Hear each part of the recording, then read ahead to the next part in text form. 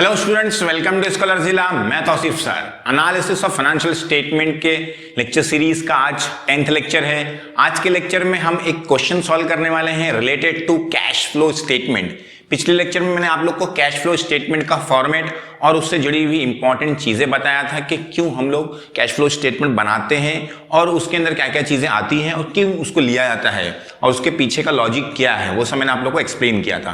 तो आप लोगों ने अगर वो लेक्चर नहीं देखा है तो देख लीजिए, क्योंकि आप लोग का अगर फॉर्मेट अच्छा होगा तो आप लोग को आगे के लेक्चर समझने में आसानी होगी। तो आज के वीडियो में हम एक क्वेश्चन सॉल्व करेंगे कैश फ्लो स्टेटमेंट से जुड़ा हुआ।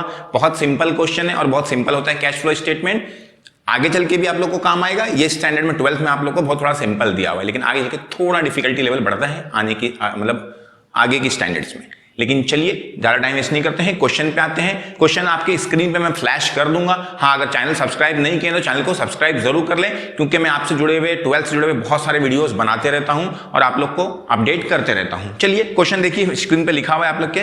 Following is the balance sheet of Sakshi limited, prepare cash flow statement. Balance sheet दी हुई है और हम लोग को क्या दिया है, उसका कैश फ्लो स्टेटमेंट बनाने बोला है। अब आप लोग को 2 साल के अमाउंट दिया हुआ है, 2017 2018। अब यहां पे ऐसा नहीं कि कंपेयर करना है या कॉमन साइज बनाना है, कैश फ्लो स्टेटमेंट बनाना है। तो 2 साल के अमाउंट दिया रहता है और उससे अंदाजा लगाना रहता है कि हम लोग का कैश इनफ्लो हुआ रहेगा कि कैश आउटफ्लो हुआ रहेगा। अगर आप लोग को फॉर्मेट याद होगा तो हम लोग के जो फॉर्मेट है कैश फ्लो स्टेटमेंट का 3 कैटेगरी में बढ़ता है। सब में पहली कैटेगरी थी आप लोग का cash flow from operating activity. तो हम लोग लिख लेंगे ए, क्या लिख लिया, cash flow from operating activity. हमारे कैश फ्लो स्टेटमेंट 3 पार्ट में है, cash operating activity, investing activity और फाइनेंसिंग एक्टिविटी। अब हम लोग आते हैं पहले ऑपरेटिंग एक्टिविटी के बारे में समझते हैं और सॉल्व करते हैं। फॉर्मेट थोड़ा सा मैं आप लोग को रिवाइज करा दूंगा ताकि आप लोग को समझने में आसानी हो। चलिए, cash flow from operating activity अगर आप लोग याद होगा तो सब में पहले इसमें कहां से शुरू करते हैं हम लोग, नेट प्रॉफिट से। बराबर है, किससे शुरू करते हैं, नेट प्रॉफिट। और मैंने बताया था आप लोग को नेट प्रॉफिट कैसे आएगा, last year profit minus current, मतलब current year profit minus last year profit. तो जरा देखिए आप लोग का कितना प्रॉफिट दिया हुआ है, आप लोग को प्रॉफिट एंड लॉस दिया हुआ है आप लोग को। देखो कितना दिया हुआ है, 70 और 40।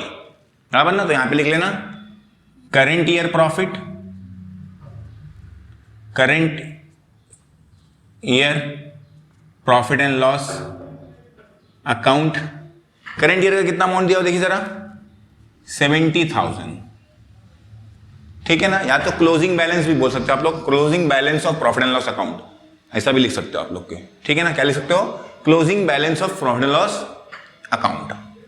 यहां पे मैं काम करिए आप लोग को ऐसे ही लिख देता हूं, closing balance of profit and loss account. उसमें से क्या करना रहता है आप लोग को, लेस। क्या करना रहता है, लेस। कौन सा, क्या लेस करना रहता है, opening balance of profit and loss account. एकदम सिंपल सा काम, closing balance profit and loss का, उसमें से ओपनिंग बैलेंस माइनस कर देगा। क्लोजिंग कितना दिया था आप लोग का, 70, ओपनिंग कितना दिया हुआ है 40, उसमें से माइनस कर लीजिए, आ गया आप लोग का 30,000। ये आ गया आप लोग का नेट प्रॉफिट। बराबर है। फिर उसके बाद आप लोग का फॉर्मेट में था एड, बराबर ना, एडजस्ट नॉन कैश और नॉन ऑपरेटिंग आइटम्स। क्या, नॉन कैश और नॉन ऑपरेटिंग आइटम्स। लेकिन अभी अब हम लोग क्वेश्चन में जाएंगे तो हम लोग को बैलेंस शीट दिया हुआ है, तो मतलब नॉन ऑपरेटिंग आइटम्स और नॉन कैश आइटम हम लोग को मिलेगा ही नहीं, क्योंकि हम लोग को ट्रेडिंग और प्रॉफिट एंड लॉस से मिलेगा। तो यहाँ पे बनाया ही नहीं है, तो मतलब वो पार्ट है ही नहीं हम लोग को। डायरेक्टली हम लोग को सेकंड पार्ट में आएगा, मतलब इसके ऑपरेटिंग एक्टिविटी के सेकंड पार्ट में था हम लोग को एडजस्ट वर्किंग कैपिटल। बराबर ना, क्या था, एडजस्ट वर्किंग कैपिटल। बराबर ना। तो क्या क्या वर्किंग कैपिटल में था आप लोग को याद है, जैसे मैंने बताया था आप लोग को वर्किंग कैपिटल आएगा तो आप लोग को क्या बताना, मैंने एक फॉर्मूला बनाने बोला था, current assets, current assets, current liability, current liability. ये इंक्रीज, ये डिक्रीज, ये इंक्रीज और ये डिक्रीज। मैंने आप लोग को खाली इतना बताया था, बस जैसे ही आएगा रफली बना लेने का, दिमाग में भी कर भी सकते हो, ऐसा कोई बड़ा काम नहीं है, 2 मिनट का काम है। करंट असेट्स, असेट्स अगर वैल्यू ज्यादा दिखाई तो क्या करते हैं हम लोग, माइनस करते, क्योंकि सिंपल सी बात है, मैंने एग्जांपल लेके बताया था आप लोग को। कोई असेट है आप लोग के पास, 6,000 के बदले 7,000 दिखाई है, तो अगर उसको लेवल पे लाना है तो 1,000 रुपये क्या करना पड़ेगा, उसमें से माइनस करना पड़ेगा। तो मतलब याद रखिए, अगर इंक्रीज इन असेट्स है तो क्या करते हैं हम लोग, माइनस। अब इंक्रीज माइनस है तो डिक्रीज क्या होगा, प्लस होगा। ये इसका उल्टा होगा, ये माइनस है तो ये क्या हो रहेगा, प्लस, ये प्लस है तो क्या होगा, माइनस। इसके पीछे और भी बहुत सारे कॉन्सेप्ट है, लॉजिक है, लेकिन मैं आप लोग को कंफ्यूज करना नहीं चाहता हूं, इसलिए आप लोग को एकदम सिंपल तरीके से बता दे रहा हूं। मैं आगे चल के मैं बताऊंगा, लेकिन पहले भी आप लोग का बेस है तो पहले सिंपल तरीके से समझ लीजिए ताकि आप लोग को कंफ्यूजन नहीं हो, बराबर ना। अब आप लोग को क्या ढूंढना है, करंट असेट्स और करंट लायबिलिटीज ढूंढना है। क्या क्या ढूंढना है, करंट असेट्स और करंट लायबिलिटीज। तो अगर आप लोग फॉर्मेट में आओगे तो असेट साइड पे आप लोग को 3 करंट असेट दिखेगी, कैश, डेटर, स्टॉक। अब बच्चे बोलेंगे सर ये करंट असेट होता क्या है? करंट असेट वो असेट्स होती है जिनका बैलेंस 1 साल के अंदर या फटाफट जिनका बैलेंस चेंज हो सकता है। कैश का बैलेंस आज मेरे पास सुबह में 5,000 रुपए है, 2 घंटे बाद 10,000 हो सकता है मेरे कंपनी के अंदर ही। बैंक का बैलेंस भी ऐसी होता है, चेंज हो सकता है। डेटर्स, अभी मैंने सेल किया, उधारी पे अलग अमाउंट है, थोड़े किसी को और कस्टमर को उधारी दे दिया तो डेटर्स का अमाउंट क्या हो सकता है, बढ़ सकता है, उसने पेमेंट दे दिया तो कम हो सकता है, फटाफट चेंज होता है। तो ऐसे बैलेंस जिसका, ऐसे असेट जिनका बैलेंस क्या होता है, फटाफट अमाउंट चेंज होता रहता है, तो उसको हम लोग क्या बोलते हैं, करंट असेट्स, जिनको हम लोग normal day to day transaction में यूज करते हैं, या उसको डे टू डे ट्रांजेक्शन में करने के लिए हम लोग यूज करते हैं, वो असेट्स को हम लोग क्या बोलते हैं, करंट असेट्स। ठीक है ना, या उनका बैलेंस फटाफट क्या होता है, चेंज होता है।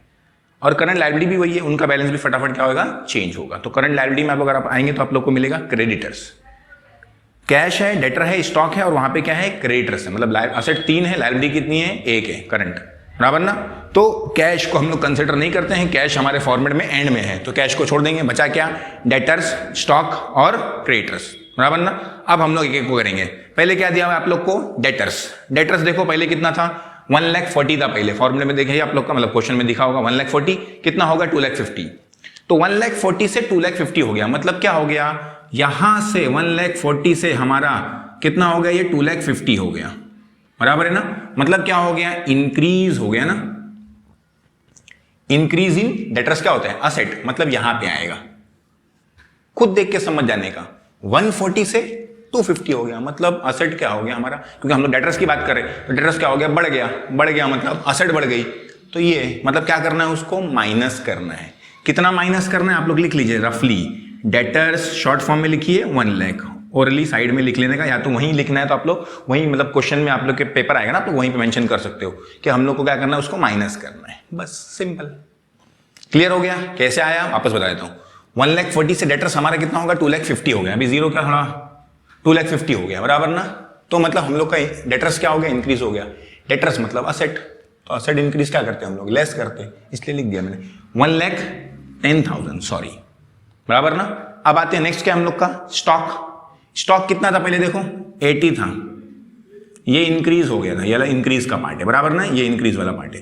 80 था, फिर कितना हो गया, 70 हो गया। देखो फॉर्मेट में आप लोग के क्वेश्चन में है, पहले स्टॉक कितना था, 80 पिछले साल, ये साल कितना हो गया, 70, मतलब क्या हो गया, डिक्रीज। स्टॉक क्या होता है हमारा, असेट। स्टॉक क्या होता है, ये स्टॉक की बात करो ना मैं, स्टॉक डिक्रीज, स्टॉक डिक्रीज मतलब असेट डिक्रीज। तो यहां आएगा, मतलब क्या करना है, ऐड, तो ऐड कर लो। स्टॉक कितना कितना डिक्रीज हो गया है, सिर्फ 10,000, ये नहीं कि मतलब 70-80 लिख लेना, कितना डिक्रीज हुआ, 10,000, तो 10,000 की एंट्री करना। क्लियर है। फिर आते हैं हमारा और एक चीज, क्या बची, क्रेडिटर्स। क्रेडिटर्स कितना था पहले, 60, कितना हो गया, 90, 60 से 90 हो गया क्रेडिटर्स, बराबर ना। 60,000 से 90,000, कोई टेंशन है इसमें किसी को, बढ़ गया मतलब इंक्रीज है। लेकिन ये है क्या, क्रेडिटर्स, लायबिलिटी, तो increase in liability, liability increase किधर है, इधर है, मतलब क्या करना है हम लोग को, ऐड करना है, तो लिख लो ऐड, क्या था नाम उसका, क्रेडिटर्स। कितना है, कितना इंक्रीज हो गया है, इधर इधर 30,000, तो 30,000 हो गया, फिनिश। एकदम सिंपल है, खाली ढूंढने का कौन सी करंट असेट्स है और कौन सी करंट लायबिलिटी है, देखने का इंक्रीज हो रही है कि डिक्रीज हो रही है।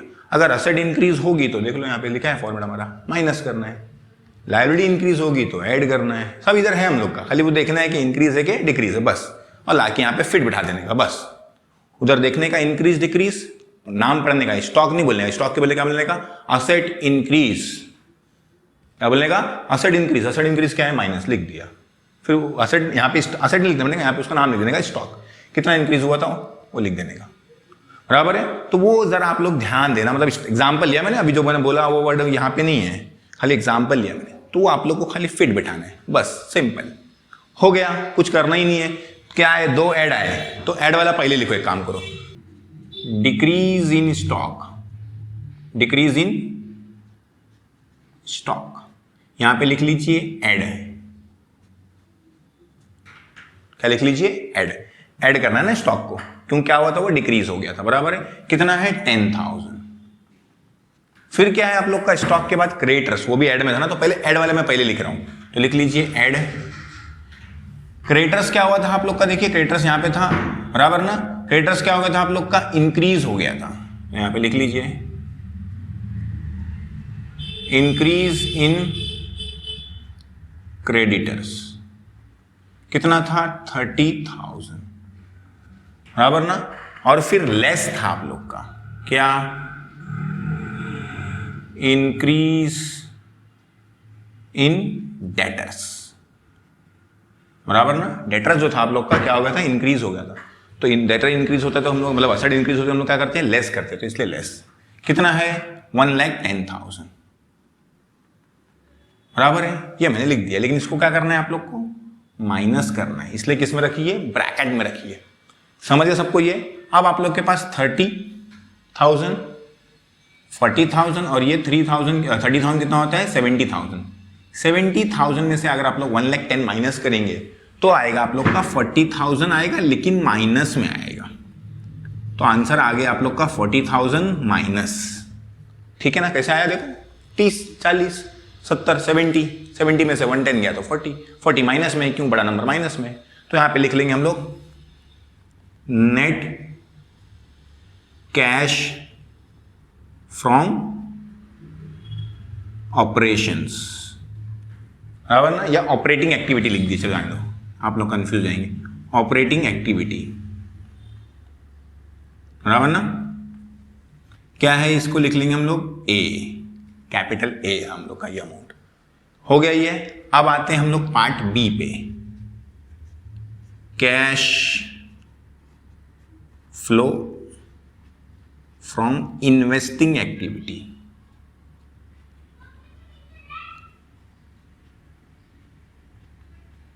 बराबर है, cash flow from investing activities से हम लोग कैश फ्लो देखेंगे। आप लोग को मैंने बताया था इन्वेस्टिंग एक्टिविटीज में क्या क्या आता है, फिक्स असेट्स और इन्वेस्टमेंट्स, तो क्वेश्चन पे आ जाने का, देखने का, फिक्स असेट्स कौन सी है, सिर्फ एक ही फिक्स असेट है, इन्वेस्टमेंट है भी नहीं, क्या है लैंड।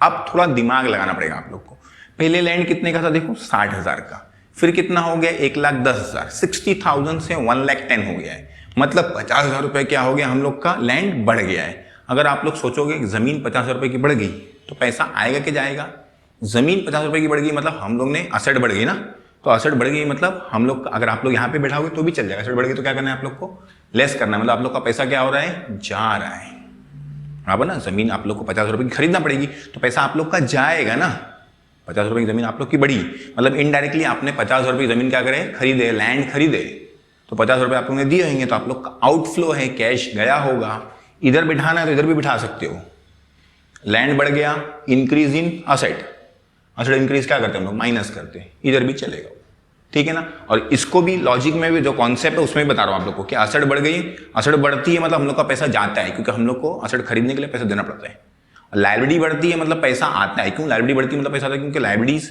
मतलब हम लोग उधारी लेते हैं, बराबर ना, तो उसके जरिए हम लोग का पैसा आता है, लायबिलिटीज के जरिए पैसा आता है, और असेट्स के बदले पैसा हम लोग का जाता है, इसलिए हम लोग देखो ना वहाँ पे सोर्सेस ऑफ फंड, मतलब लायबिलिटीज कहाँ से पैसा आया, एप्लीकेशन ऑफ फंड कहाँ पैसा यूज हो गया, उधर से भी हम लोग थोड़ा दिमाग लगा सकते हैं, ठीक है। चलिए स्टार्ट करते हैं। अब हम लोग का जमीन हम लोग की बढ़ गई, लैंड बढ़ गया, मतलब असेट बढ़ गई, तो क्या करते हैं हम लोग माइनस, मतलब हम लोग का आउटफ्लो है, बराबर ना, तो यहाँ पे लिख लेंगे परचेस्ड, यहाँ पे ऐसा लिख दीजिए सबसे अच्छा, लैंड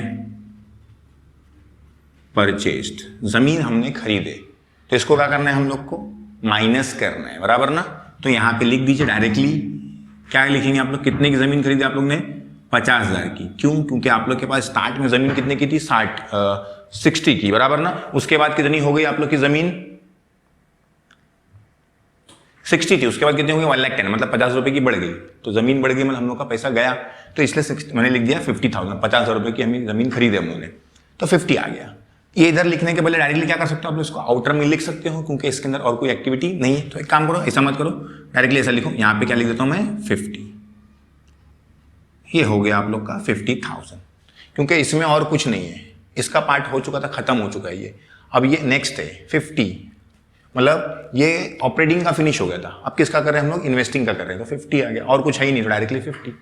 और कोई फिक्स असेट और इन्वेस्टमेंट्स नहीं हमारे क्वेश्चन में, ठीक है ना। तो हो गया ये 50। तो यहां पे लिख लीजिए net cash used in investing activity,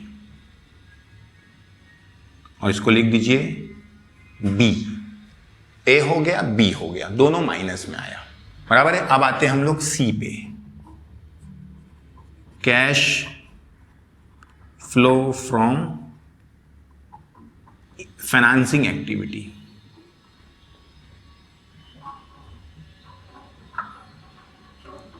एकदम सिंपल। क्या क्या चीजें मैंने आप लोग को हर एक में बोला वो ध्यान में रखना बस, फिर कभी आप लोग को डिफिकल्टी आएगी नहीं, ना अभी आएगी ना आगे की क्लास में आएगी, गारंटी लेता हूं मैं, ठीक है। चलिए, cash flow from financing activity. Financing activity मतलब कहां कहां से हम लोग को पैसा आता है।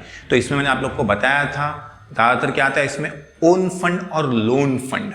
क्या आता है, ओन फंड और लोन फंड। ओन फंड मतलब हम लोग का पैसा, लोन फंड मतलब हम लोग जो उधार लेके आते हैं वो। तो मतलब इसमें क्या क्या आएगा, शेयर कैपिटल्स आएगा आप लोग का, बराबर है। और क्या आएगा आप लोग का, डिबेंचर्स, बैंक लोन वगैरह। तो आप लोग क्वेश्चन पे आ जाइए, आप लोग को दिया हुआ है, क्या दिया हुआ है, शेयर कैपिटल, और डिबेंचर्स लोन वगैरह दिया नहीं, मतलब एक ही चीज है, क्या है, शेयर कैपिटल। अब आप लोग सोचिए, शेयर कैपिटल पहले कितने का था, 2 लाख का, अब कितना हो गया, 3 लाख हो गया। 1 लाख रुपए के शेयर्स बढ़ गए, मतलब आप लोग के पास 1 लाख रुपया आया। क्योंकि लायबिलिटी अगर इंक्रीज होती है तो क्या करते हैं हम लोग, ऐड करते मतलब हम लोग के पास पैसा आता है कंपनी के पास, बराबर ना। 1 लाख रुपए का हम लोग शेयर इशू करेंगे तो 1 लाख रुपये, तभी हम लोग का शेयर कैपिटल बढ़ा ना, तो 1 लाख रुपए हम लोगों ने लिए रहेंगे, ठीक है ना। लिख दो डायरेक्टली, इशू ऑफ शेयर, कि हम लोगों ने शेयर इशू करे होंगे ना, सिंपल सी बात। 1 लाख रुपए बढ़ गया मतलब शेयर इशू करेंगे, कम हो गया मतलब रिडीम किए होंगे, ठीक है ना, याद रखिए। तो इशू ऑफ शेयर्स, शेयर्स हमने इशू कर दिए, कितने के इशू करें, 1 लाख के, तो यहां पे लिख लीजिए 1 लाख, बराबर है। अब ये जो आंसर आया है किस में आया है, प्लस में आया है, तो यहां पे लिख लीजिए 1 लाख, और कोई हम लोग की चीजें इसके अंदर नहीं है, ठीक है ना। अभी ध्यान देना, अगर पैसा इसमें बढ़ता है तो ऐड लिखना रहता है, लेस होता है तो क्या करना रहता है, मतलब इनफ्लो रहता है तो ऐड, आउटफ्लो रहता है तो क्या रहता है, लेस। इसमें भी ऐसी इनफ्लो ऐड, आउटफ्लो लेस करना है आप लोग को, बराबर है ना। तो ये हो गया हम लोग का इनफ्लो है, क्योंकि इसमें पैसा हम लोग को आया है, हो गया। अब यहां पे इसके आगे लिख दीजिए net cash from financing activity. क्या है ये हम लोग का, सी, बराबर ना। फिर हम लोग तीनों का टोटल करेंगे, बराबर ना। तो जिसको लिखेंगे हम लोग ए प्लस बी प्लस सी। अब यहां पे लिखेंगे ए प्लस बी प्लस सी। ये क्या है हम लोग का, net cash in cash and cash equivalent, ऐसा लिखेंगे। क्या लिखेंगे, net cash in cash and cash equivalent. Cash में और कैश से जैसी जो चीजें होती है, कैश इक्विवेलेंट मतलब जिनको हम लोग जल्दी से फटाक से कैश में कन्वर्ट कर सकते हैं, उनको बोलते हैं क्विकली, फटाक से कैश में कन्वर्ट कर सकते हैं, उनको कैश इक्विवेलेंट बोला जाता है। तो वो सब में कैश कितना हमारे पास है, कैसे निकलता है वो, ए प्लस बी प्लस सी। ए प्लस बी प्लस सी मतलब cash from operating activity, cash from financing activity, cash from investing activity, तीनों को प्लस करके। क्लियर है। तो मतलब ए प्लस बी प्लस सी, तो ए इतना है, बी इतना है, सी इतना है, ये दोनों हो जाएगा 90 में से 1 लग जाएगा तो कितना बचेगा आप लोग का, 10,000। तो ये आ गया आप लोग का 10,000, बराबर है। इतना सिंपल। इसके बाद क्या करना था आप लोग को, मैंने बताया था ऐड। क्या करना है आप लोग को, add cash at the beginning, बराबर ना। साल के स्टार्ट में जो कैश था आप लोग क्या कर लीजिए, उसको ऐड कर लीजिए। क्वेश्चन में दिया हुआ है कैश एट द बिगिनिंग, कितना दिया हुआ है, 20,000, तो ये लिख दिया मैंने 20,000। दोनों को ऐड कर लीजिए, कितना आ गया 30,000। इसको क्या बोलिए, cash at the and. Cash at the and, and में कितना कैश बचा, कितना बचा देखो 30। और मैंने बताया था आप लोग आंसर क्या कर सकते हो, वेरीफाई कर सकते हो, चेक कर सकते हो कि आपका आंसर बराबर है कि नहीं। देखिए जरा आंसर आप लोग को दिया हुआ, देखो cash at the and, second column में दिया ना, बिगिनिंग 20 दिया है, एंड कितना दिया हुआ 30। तो वो 30 वहां से देख के मैंने नहीं लिखा, वो 30 मेरा सोल्यूशन है, आंसर है, वो मैं वेरीफाई करने के लिए यूज करूंगा। अंडरलाइन कर लेना, सॉरी उसको सर्कल कर लेना कि मैं उसको यूज करूंगा वेरीफाई करने के लिए। कैसे वेरीफाई हुआ, इस फाइनेंसिंग ऑपरेटिंग इन्वेस्टिंग फाइनेंसिंग का टोटल किया, उसमें ओपनिंग कैश क्या किया, ऐड किया, दोनों मिला के देखो कितना होता है 30। तो 30 आना चाहिए। अगर वो राइट आया मतलब हम लोग का पूरा सोल्यूशन क्या है, राइट है। और अगर रॉन्ग आया मतलब हम लोगों ने सोल्यूशन में कुछ ना कुछ गलती किए हैं। तो ये हो गया आप लोग का कैश फ्लो सॉल्व हो गया स्टेटमेंट, बहुत सिंपल तरीके से। अगर आप लोग को वीडियो अच्छा लगा हो तो लाइक करना, कमेंट करना और अपने दोस्तों से जरूर शेयर करना, और वीडियो को ध्यान से देखना और साथ में आप लोग उसको एकदम नोट डाउन कर लेना, जो मैं इंपॉर्टेंट चीजें बता रहा हूं, और प्रैक्टिस कर लेना। आप लोग के पास टेक्स्ट बुक में 2 क्वेश्चन अनसॉल्व में है शायद, और 2 क्वेश्चन सॉल्व में है। तो उसके हिसाब से जो लॉजिक में आप कॉन्सेप्ट आप लोग को बता रहा हूं वो ध्यान में रख के आप लोग उसको यूज करके पूरा सिलेबस कर सकते हैं। आगे के स्टैंडर्ड में भी आप लोग को काम आएगा। मुझे उम्मीद है कि आप लोग अच्छे से पढ़ेंगे और अच्छे मार्क्स स्कोर करेंगे। वीडियो देखने के लिए आप लोग का बहुत बहुत शुक्रिया। मिलते हैं अगले वीडियो में एक और क्वेश्चन लिख के कैश फ्लो स्टेटमेंट का। Thank you very much.